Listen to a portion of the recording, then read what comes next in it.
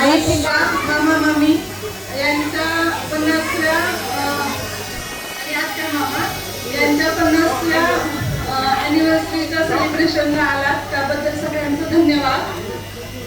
इथे आम्ही फक्त आई पप्पांसाठी बोलण्यासाठी आलेलो आहोत. पाहुणच बोलणार आहोत.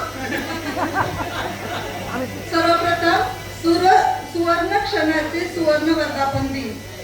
प्रिय आई आणि पप्पा, तुमचं नातं म्हणजे सहनशीलतेचं सोनं आणि प्रेमाचा मृदू स्पर्श. पप्पा, तुम्ही एक आदर्श पित्याप्रमाणे केवळ कुटुंबासाठीच नव्हे तर समाजासाठीही नेहमी उभे राहिला.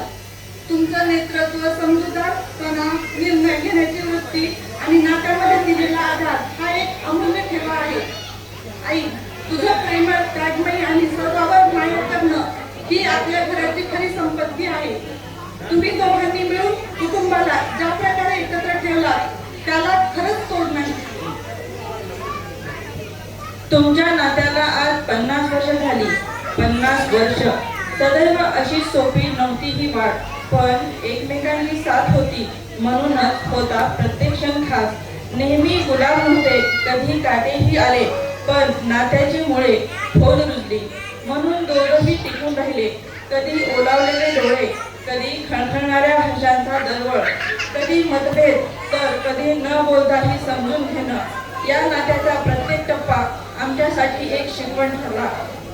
आईची माया, पप्पाचा आधार, दोन भिन्न स्वभाव पण एकच संसार. सुख दुःखाच्या सरीत भिजून तुम्ही उभे राहिलात एकमेकांच्या सावलीत खंबीर होऊन.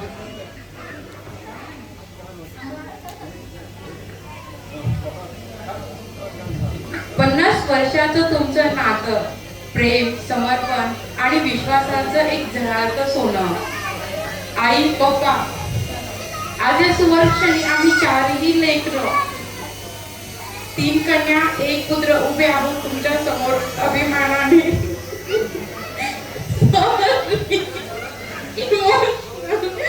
ठीक आहे, आम्ही उभे आहोत तुमच्या समोर अभिमानाने आणि भरून डोळ्यांनी.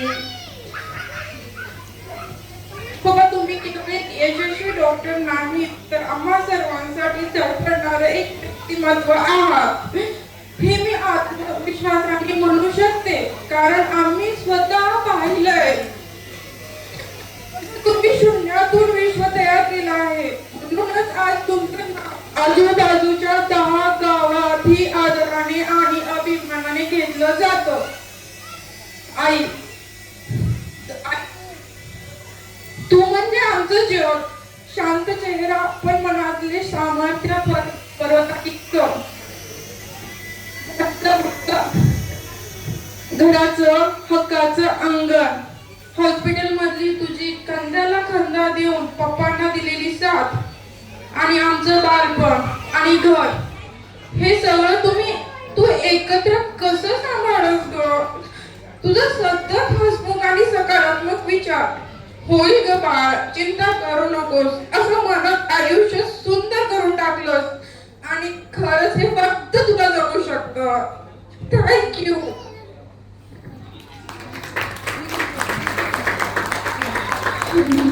सगळ्यांनाच रडवलंस. लहान लहान तोंडी मोठा घास देतो.